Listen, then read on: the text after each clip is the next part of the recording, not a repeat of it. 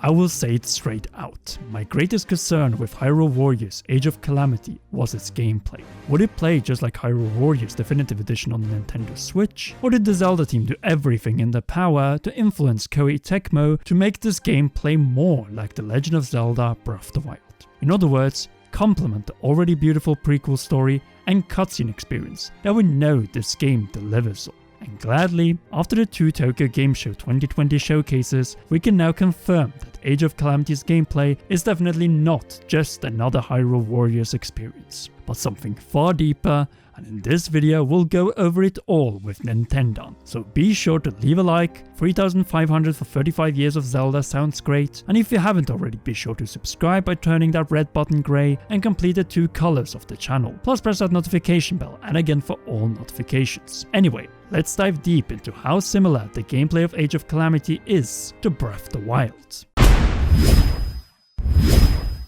Hello everyone and welcome to this topical video on Age of Calamity's gameplay being a mix, or actually closer to the gameplay found in The Legend of Zelda Breath of the Wild rather than Hyrule Warriors Definitive Edition, since we have been too obsessed about the story in this game, and yes, the plot will take us more center stage this time than it did in Breath of the Wild. But we can't forget the gameplay of Age of Calamity, and it is actually exactly how we wanted it to be, while pointing out how close the gameplay of Age of Calamity is to Breath of the Wild requires that we categorize.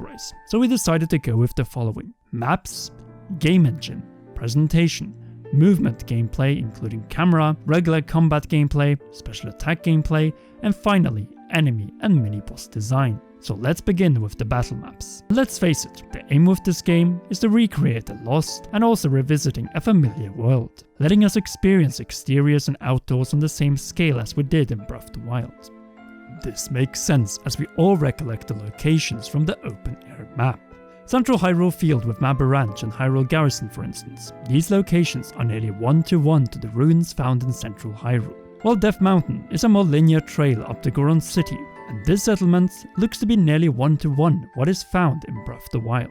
Naturally, not all areas are identical to what is found in Breath of the Wild, as the battle map stages had to be adjusted to the Keep's level design found in Hyrule Warriors, and which we will soon get back to. But so far, I would say that the maps based on Hyrule Field, and the area surrounding Karag Bridge and Breach of Demise on the path to the Royal Ancient Tech Lab is the best evidence of taking a smaller area from the open world of Hyrule and greatly expanding it into a proper battlefield. As such, not all parts of a given province are recreated one-to-one, but rather specific sections and landmarks of them. Take Central Hyrule Field for instance, where a section from the town wall to Hyrule Garrison and Hyrule Exchange are included, but its southern section leading to the walls of the Great Plateau are not.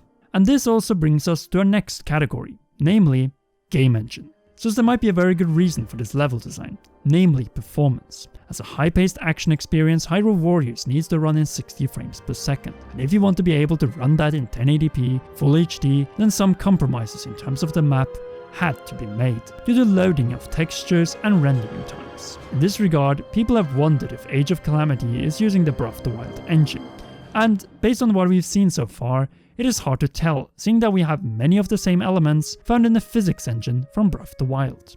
Though more likely, it looks like it is being recreated in a new Hyrule Warriors engine, which uses the same art style and closely mimics some of the characteristics found in Breath of the Wild. Good example here is the interactivity with the overworld, or in Age of Calamity, structures and environments. We can cut down trees and grass, apples get burnt at Death Mountain, when we take out an enemy camp we get a chest, but it even goes beyond the regular destructive elements found in Breath of the Wild, as we can completely dismantle enemy camps to the ground as seen in both the trailers and gameplay.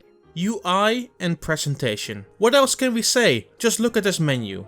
It is a clean and seamless transition from Breath of the Wild. It feels like we're playing a game in the Breath of the Wild series, not just the Warriors experience, which is crucial and a direct example of maintaining the standards of the Zelda mainline titles, which are canon in the official Zelda timeline.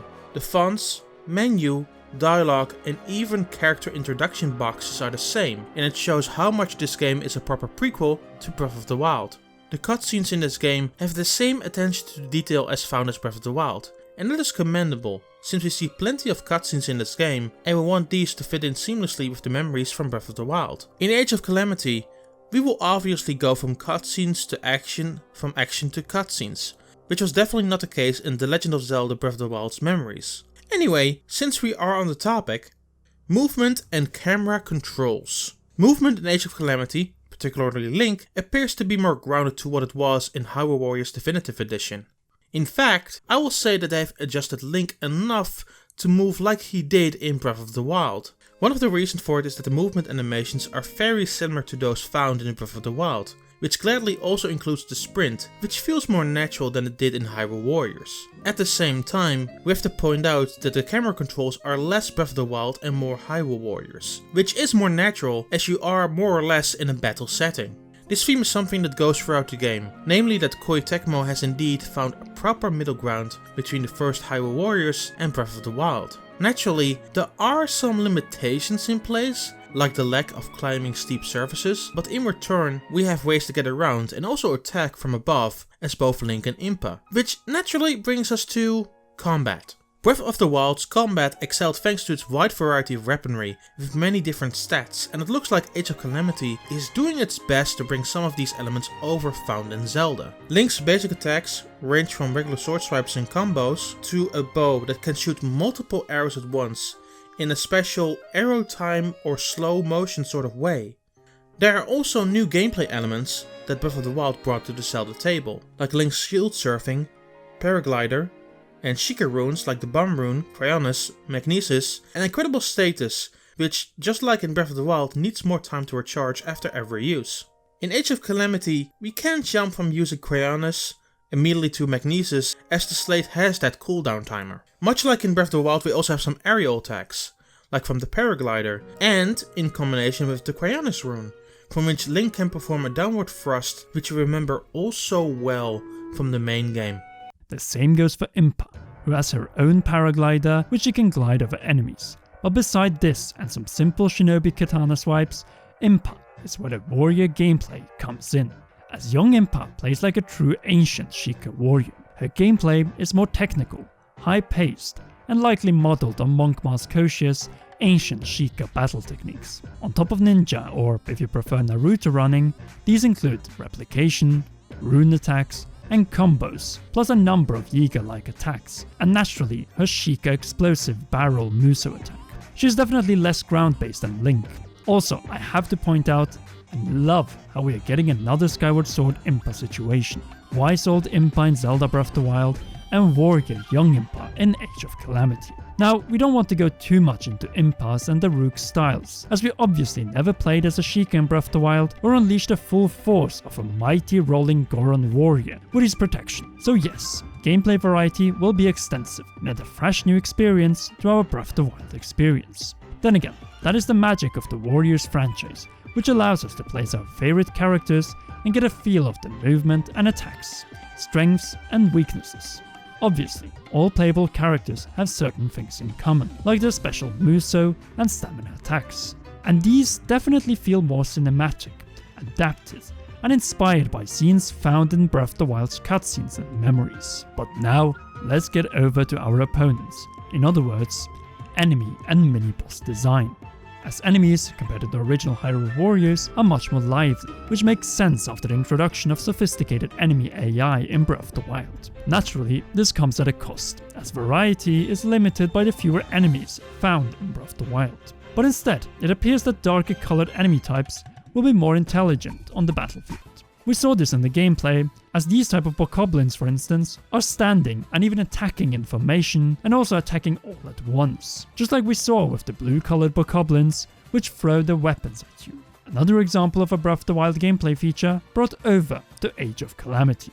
Monsters are naturally found across the map, but have their strongholds, like in Hyrule Warriors, in keeps, or as we could call it in Breath of the Wild, points of malice or monster camps, and clearing these points of malice are crucial to completing objectives. The key bosses in Hyrule Warriors were strong, but rubbish in defense. This is not the case anymore, as we all know that enemies in Breath of the Wild are more inclined to defend, obviously to force weapon usage and risking a weapon breaking due to the durability system. All kinds of actions in combat, both attack and defense, are taken from Breath of the Wild, and an example of adapting the Muso style charging gameplay to the more defensive nature of Breath of the Wild. And as we all know, Breath of the Wild is a game which rarely encourages combat, and when it does, it rewards creativity in battle. The implementation of perfect dodges was a perfect example of this, granting you fly rushes for skillful dodging of the enemy attacks. It is just that in Age of Calamity, the flurry rush immediately drains up to stamina. So we have defeated an enemy, then what? A group of regular enemies will drop items and monster part, while specific mini-bosses like say moblins or wizropes will hand out regular weapons, or in the case of wizropes, elemental rods, and several of these are indeed breakable and drainable like in Breath of the Wild. Though we have to say that the ice rod, which is pretty much a toothpick in Daruk's hand, looks absolutely hilarious. At the same time, we have to wonder if the loot and enemy drop system will let us cook like in Breath of the Wild to grant us temporary buffs. After all, the playable characters pick up food during battles, and we even see an apple being baked at Death Mountain. They even pick up stones like flint and ruby, which makes us wonder if they will be used to upgrade our gear throughout the adventure. Another interesting feature brought over from Breath of the Wild is aiding allies in need on the battlefield. Only instead of helping travelers, we help armed allies on the battlefield against bokoblins and other enemies around Hyrule. And on that note, I think we've been able to convince you and also show you in detail how Age of Calamity might actually be closer to Breath of the Wild than Hyrule Warriors, both when it comes to story and gameplay. And if you want another example, take this flower, which we all know was tied to the Koroks in Breath of the Wild.